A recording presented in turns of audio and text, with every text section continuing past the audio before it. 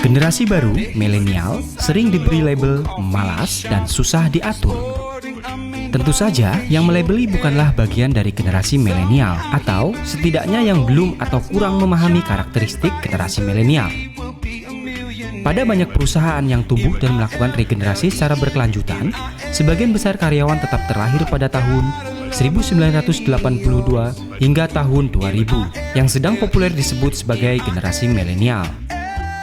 Ada yang mendefinisikan generasi milenial adalah mereka yang lahir pada tahun 1982 hingga 2000, 1981 hingga 1999, 1980 hingga 1996, dan banyak yang lain. Kita tidak perlu terlalu risau dengan batasan umur yang tepat buat generasi yang diberi nama millennials atau Gen Y tersebut, karena tergantung siapa dan pemikir mana yang mendefinisikannya.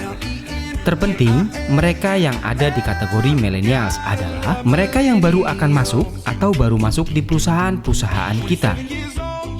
Karena sedemikian rupa istimewanya generasi millennials yang menjadi penuntun keberhasilan perusahaan di masa kini dan masa depan. Setidaknya kita mengenal 5 generasi, yaitu 1. Generasi veteran yang lahir sebelum 1945. 2. Generasi baby boomers yang lahir 1946. 3. Generasi X yang lahir tahun 1965 hingga 1981. Generasi Y yang lahir tahun 1982 hingga tahun 2000. Generasi Z yang lahir setelah tahun 2000.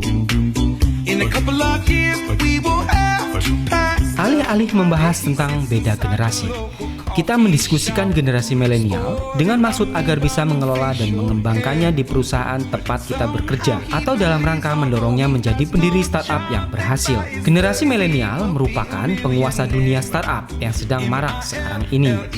Apakah sebaiknya kita memandang generasi milenial sebagai mereka yang kurang bisa menyesuaikan dengan kita dan bisa disebut manusia lain dibandingkan yang manusia normal? Ataukah kita, para pemimpin perusahaan dan pemimpin HRD, menganggap generasi milenial sebagai kita karena kita menganggapnya sebagai satu bagian dari kita? Ataukah kita sudah berhasil menyesuaikan diri dan menjadi bagian dari generasi milenial sehingga kita bisa menggunakan sebutan kami pada generasi milenial?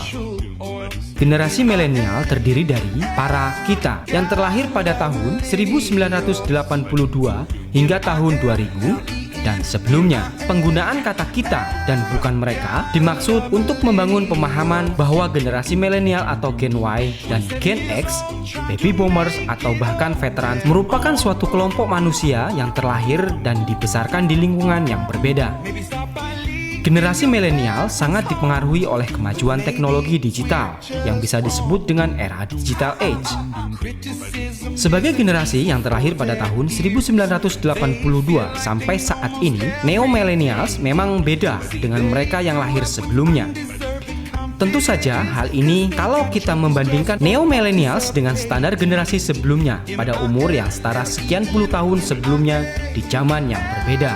Hal serupa juga bila kita membandingkan neo-millennials di Indonesia dengan mereka yang berada di Singapura, Amerika atau Eropa. Mereka, para neo-millennials yang berada di lingkungan atau negara yang berbeda, tentunya juga berbeda.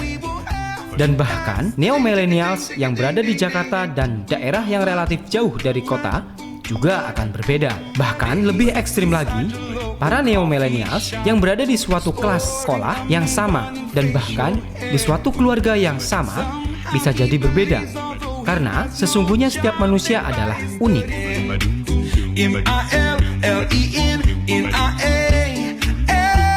Berbagai pandangan dan karakteristik yang berbeda dari para neo-millennials bisa jadi membuat kita merasa perlu memasukkan dimensi lain selain tahun lahir. Karena manusia dengan tahun dan bahkan hari lahir yang sama bisa punya karakteristik berbeda. Bisa jadi kita merasa perlu memasukkan dimensi kematangan digital age pada para neo-millennials yang berada di lingkungan yang berbeda. Atau kalau mau agak gampang, kita jangan ikut-ikutan terpola dalam pikiran yang kaku dan sempit. Apalagi melabeli neo-millennials sebagai generasi yang malas atau susah diatur.